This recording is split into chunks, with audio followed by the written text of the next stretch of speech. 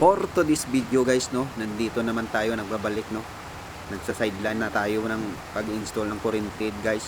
Dito yan sa principal office sa LT Morales Elementary School. Shout out niya pala sa principal dito, si Ma'am Elsie Nunez. Salamat sa pagtiwala, mama. So bali pinasok ko muna yung kisame para matansya ko yung mga ipanglagay ko na wire dyan. Kasi pag doon ko gawin sa taas, masyadong mainit. Kaya dito ko muna sa ilalim i-install. Sobrang init guys. So wala tayong magawa. Itiisin natin para sa pamilya.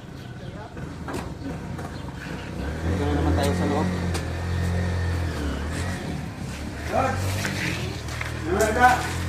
At dito guys, no, bali inasimbol ko na yung ipanglagay ko sa taas, no.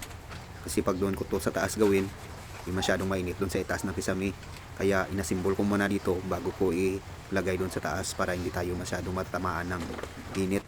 At dahil walang pasok ngayon guys, sumama yung dalawa kong anak, no. Kasi malapit lang naman to sa bahay namin yung ininstalla namin, no. Dito rin nag-aaral yung anak ko, yung nasa harapan ko guys, yung junior ko. Yung makulit na bata, tanong ng tanong kung ano daw mga pangalan nito, nang ginawakan niya, mga ganyan. At least pagdating ng panahon na malalaman na niya, no, konti-unti. Dito guys, kumbati na tayo sa loob ng kisame, no. Medyo mainit. Grabe, mga nasa times 5 yung init guys. Guys, dito na naman tayo guys. Magbabalat tayo ng buto guys. Napakainit guys sa mundong earth guys. Super init guys sa babaw ng kisame guys. Pero wala tayong magawa. Tawag ng tungkulin.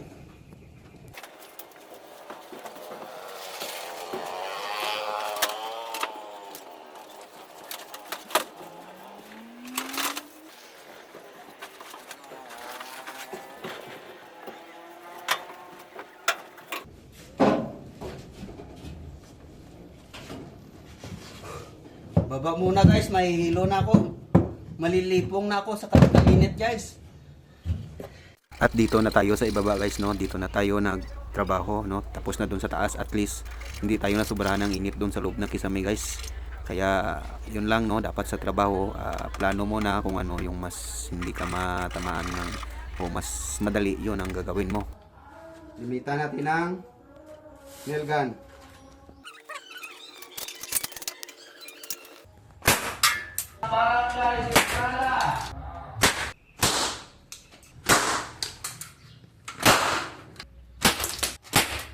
Sa wakas natapos din. At sa gusto nga pala magpa-install ng kuryente dyan, PM is the key. Yun lang. Salamat sa panonood guys. Baboom!